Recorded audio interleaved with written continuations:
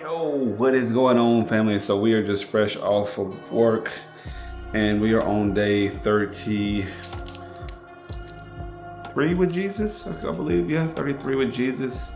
And what's wild is, let me see, I don't think we're on, let's see here what we got. We're on 24 with 75. Boom. 24 to 75 and 33 with Jesus, 33 to freedom. So we're on Luke 3. So Luke 3, I was reading it and everything, and what got me the most in one of these, I would say, let me see if I can find it in here.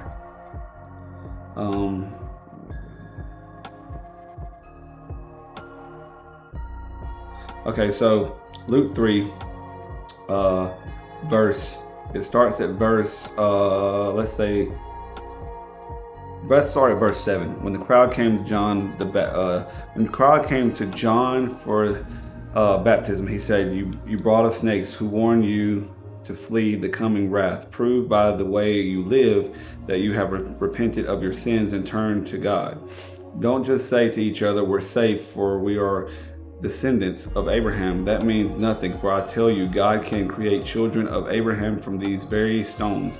Even now, the axe of God, judgment, is poised, ready to serve the roots of the trees. Yes, every tree that does not produce good fruit will be chopped down and thrown into the fire." The crowd asked, "What should we do?" John replied, "If you have 2 shirts, give one to the poor. If you have food, share it with those who are hungry." Even corrupt tax collectors came to baptize and asked, "Teacher, what should we do?" He replied, collect no more taxes than the government requires." That's wicked cool for sure, to read that. What got me was, they all asking, what should we do? And he said, if you have 2 shirts, give one to the poor. If you have food, share it. So, just thinking about that, just thinking about how things are today, it's like, for instance, why are our hearts so closed to most people around us? Why are we so mean at times or so hateful? The reason why I say that is because some people tend to be hateful and I don't truly understand it. And like, for instance, I'm gonna give you an example that happened today. My wife, we were at work and everything, and my wife calls me and says that there was this homeless guy outside the store. And he walks up and says, "Excuse me, ma'am," this was his words, "Could you possibly buy me a Coke?" And she said, "Yeah, I'll buy you a Coke." She goes inside, she gets him a fountain drink and a hot dog. He didn't even ask for one, but she got him a hot dog anyways. What gets me the most is while she was getting the drink, she overpours the drink. And as she overpours the drink, the guy that works there was like, "Oh, slurp the top or whatever, And she's like, "Oh, I can't." She's like, "I can't do that because I'm giving it to someone." Of course, you don't want to put your mouth on somebody, no matter if he is homeless. It's like, I'm going to give it to someone. And what gets me the most is the guy's response was, "Oh, don't buy him nothing." Why? One, why are you so concerned with what I do with my money to start off with, or why? That's why I told her that would be my response, really. Why are you so concerned? But your response is like, "Don't buy him anything." I understand, like, some people come up to you that they're homeless and they might ask for money, and half the time you jump to, "Oh, what are you doing with this money? You're gonna go buy drugs." But in reality, this guy come up and asked for a Coke, and she's gonna get him a Coke and a hot dog. He didn't even ask for food, and dude's heart that works there is just shut off. Like, "Oh, don't buy him nothing. Don't give him nothing." I'm just like, why? Why are we like that? Why? And I get some homeless people are, it's hard to catch them as they're going downhill, but some can be caught. Some can be helped. Some definitely don't deserve the treatment that we give them. Treat thou neighbor how you treat yourself is what I'm always realizing I'm going back to, because my thing is like, I don't treat myself like that. You know what I'm saying? So I'm pretty sure he don't treat himself like that.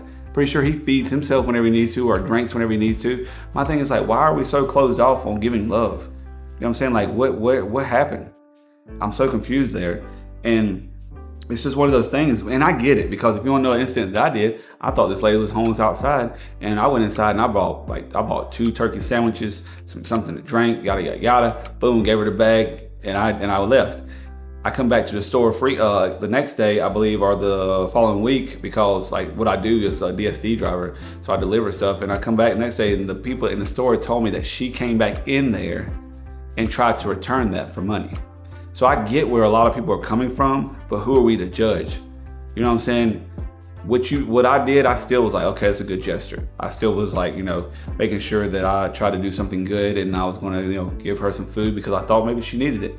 Little did I know, she'd rather have money in her pocket than food in her stomach, and some people don't really catch that. But also some people don't realize, like, I don't know what you were gonna do with the money, but if it was something bad, that's what led you probably to where you are now.